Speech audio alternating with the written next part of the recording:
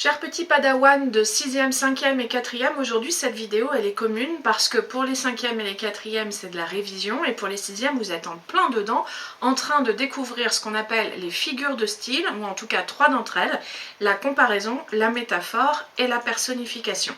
Donc on va revenir un petit peu rapidement sur la façon dont fonctionnent ces figures de style, puis je vais commencer par expliquer ce que c'est que ce terme barbare, figure de style. Ce qu'on appelle figure de style, en fait, c'est la façon dont un auteur peut, en manipulant le langage, créer des images dans la tête du lecteur.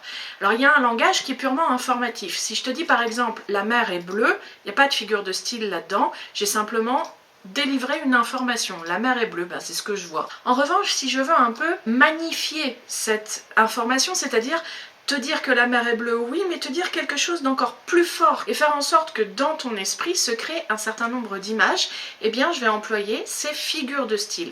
Pense au mot figure comme un synonyme du mot image. Après tout, en mathématiques, quand tu traces une figure, tu réalises une image. Et style, parce que c'est créé grâce au style de l'auteur, à sa capacité d'associer les mots entre eux d'une façon qui n'est pas celle de tout le monde. Pour magnifier la mer et te dire qu'elle est bleue, mais te le dire autrement, je vais peut-être dire « la mer porte un manteau de soie bleue ».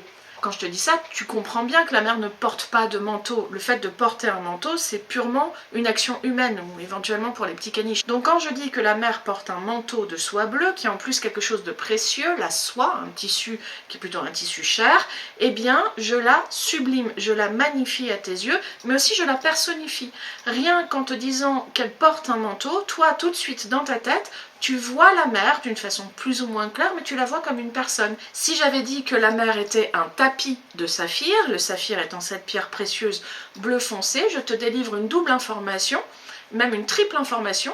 Le tapis, ça évoque quand même quelque chose d'assez grand, le saphir est à la fois bleu mais aussi très brillant. Dans cette simple phrase, avec cette seule figure de style qui s'appelle la métaphore, j'ai créé une image très forte et j'ai en même temps délivré 3 informations. Je vais revenir sur ces figures de style que sont la personnification et la métaphore, mais je voulais d'abord que tu comprennes, petit padawan, ce que c'est qu'une figure de style. Alors la plus simple à comprendre, et pourquoi la plus simple? Parce qu'aussi elle est employée assez quotidiennement finalement, celle-ci par un peu tout le monde, c'est la comparaison. La comparaison peut être très basique. J'ai les pieds froids comme des glaçons. Bon, c'est pas très poétique, c'est pas forcément quelque chose qu'on va trouver sous la plume d'un grand écrivain, mais c'est quelque chose que toi et moi pouvons employer. À quoi elle sert au départ? Bien, elle sert d'abord à délivrer une information plus précise. J'ai les pieds froids, c'est une information, froid comme des glaçons, on a compris qu'ils étaient particulièrement froids. Mon frère est grand comme la tour Eiffel. Évidemment, il y a une exagération dans ce que je viens de dire. Cette exagération, elle porte aussi un nom, c'est aussi une figure de style, on l'appelle l'hyperbole, mais ça sera pour une autre fois. Mon frère est grand comme la tour Eiffel, il y a en fait 2 termes que je vais associer. Le premier terme, qu'on peut appeler le terme A, je le mets dans ton sens, le terme A, eh bien c'est mon frère. Le terme B, c'est la tour Eiffel. Et je les associe pourquoi? Parce qu'ils ont un point commun. Ils sont tous les deux grands. Et je vais les associer comment? Grâce à une espèce de petit crochet, un petit crochet linguistique qu'on appelle l'outil de comparaison. Dans ma phrase « mon frère est grand comme la tour Eiffel », mon outil de comparaison c'est comme. Mon frère, la tour Eiffel, ont en commun d'être grands, j'associe ça. Mon frère est grand, la tour Eiffel, ça ne marche pas. Il me manque ce petit outil, mon frère est grand, comme la tour Eiffel. Comme c'est l'outil de comparaison que tu connais par cœur. Mais attention, ça n'est pas le seul. On peut employer d'autres outils de comparaison. Mon frère est grand, ainsi que la tour Eiffel. Alors oui, c'est moins courant dans ta bouche à toi, mais c'est assez courant dans les textes littéraires. On peut aussi trouver des comparaisons dans lesquelles c'est le verbe, l'outil de comparaison. Évidemment, il n'y en a pas beaucoup, mais il faut y penser. Par exemple, le verbe ressembler, ou sembler, ou parfois paraître aussi, peuvent être des outils de comparaison.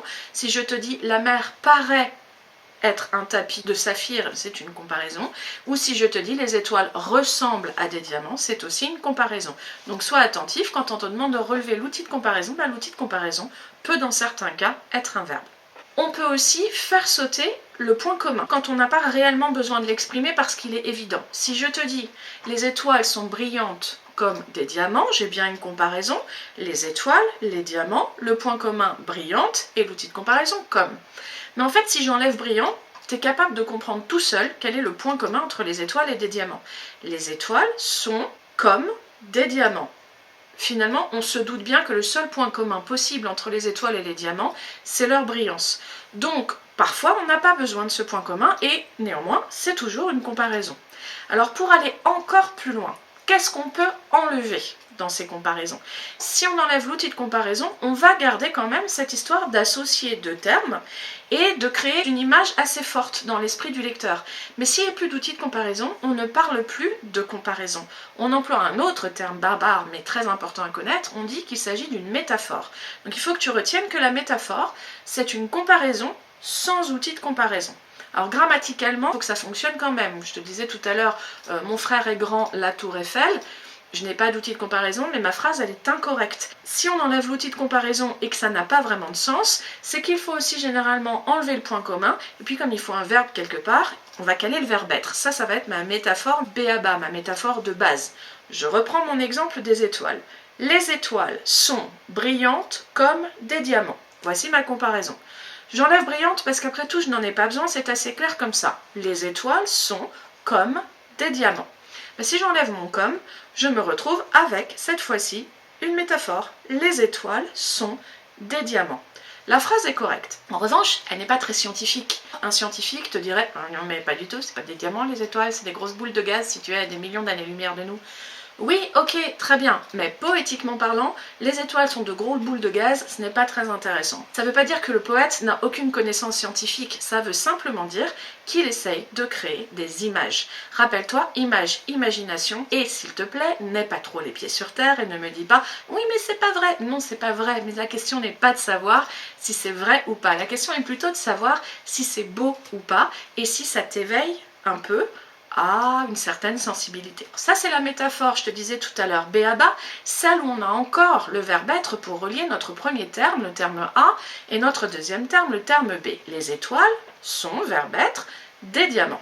On pourrait trouver dans un texte les étoiles et les diamants mis ensemble dans une métaphore, mais on n'aurait pas le verbe être parce qu'on veut utiliser un autre verbe un peu plus loin dans la phrase. Les étoiles, virgule, ces diamants du ciel, virgule, m'éblouissent toujours autant. Ce bloc de mots, c'est diamant du ciel, qui est mis en apposition, c'est pas grave si ce terme-là tu ne le retiens pas, avec étoile, ça nous fait comprendre qu'il y a toujours cette métaphore, étoile et diamant, existante dans la phrase. Alors la dernière figure de style, c'est la personnification. Elle fonctionne un petit peu différemment de la comparaison et de la métaphore. En général, petit padawan de 6e, tu n'as pas de mal à la reconnaître. La personnification, c'est un outil qui est très employé dans les contes de fées. Dès lors qu'on fait parler un animal ou un objet, on le personnifie. Tu entends dans personnification la racine personne. C'est aussi la même racine qu'on trouve dans personnage.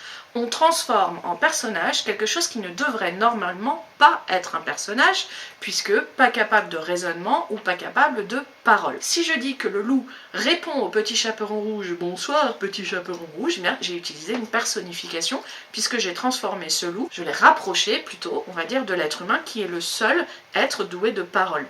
On pourrait avoir aussi tout ce qui est émotion. La mère était en colère. Voilà une personnification. Et évidemment, on a tout ce qui est caractéristique corporelle de l'être humain. Donc quand le poète dit que la lune tend son beau bras argenté pour récupérer son éventail, on est bien d'accord que la lune n'a pas de bras, le poète la personnifie. Donc très simple à reconnaître, tu identifies un terme A qui n'est pas humain et tu identifies tout le champ lexical, c'est-à-dire l'ensemble des mots qui sont des termes humains associés en fait à ce premier terme A. Alors ces trois figures de style d'analogie, qu'est-ce que ça veut dire analogie? Ça veut dire ressemblance, ce sont des figures de style qui sont basées sur la ressemblance entre notre terme A et puis un terme B dans la comparaison, dans la métaphore ou un être humain dans la personnification. Ce sont les trois premières, les trois plus importantes à connaître dès la 6e parce qu'en fait elles vont t'accompagner tout au long de ta carrière scolaire, mais il y en a d'autres. En 4e, on en a étudié une qui est tout aussi importante qui s'appelle l'allégorie.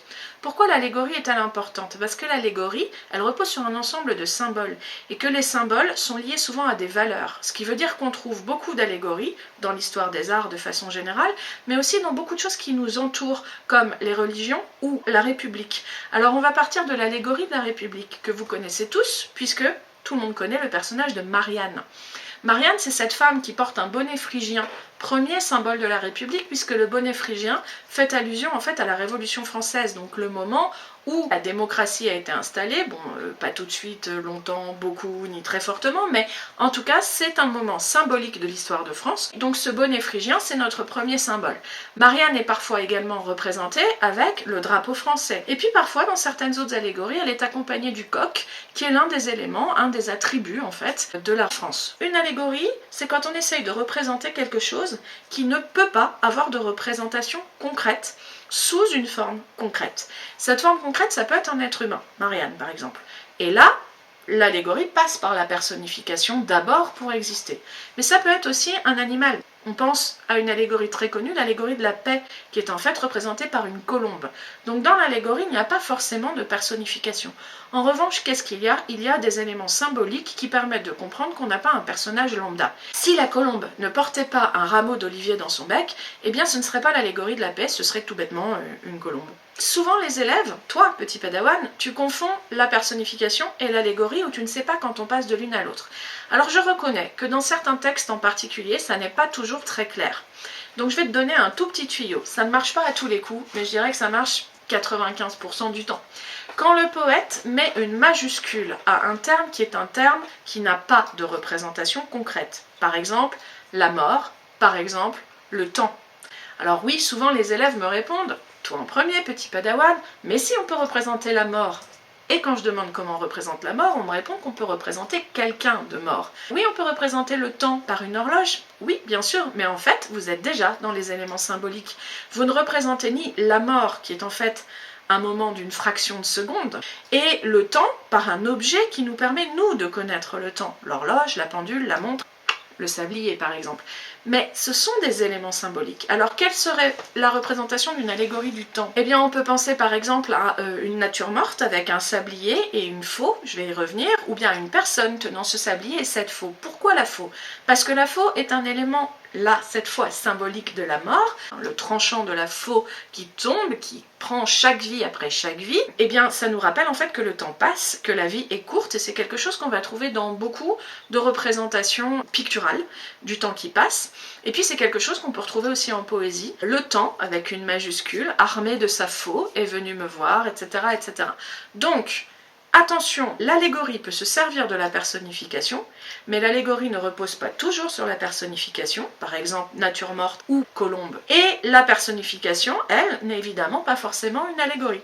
Donc rappelle-toi tout ça, petit padawan, et puis enchaîne sur les exercices que je t'ai proposés.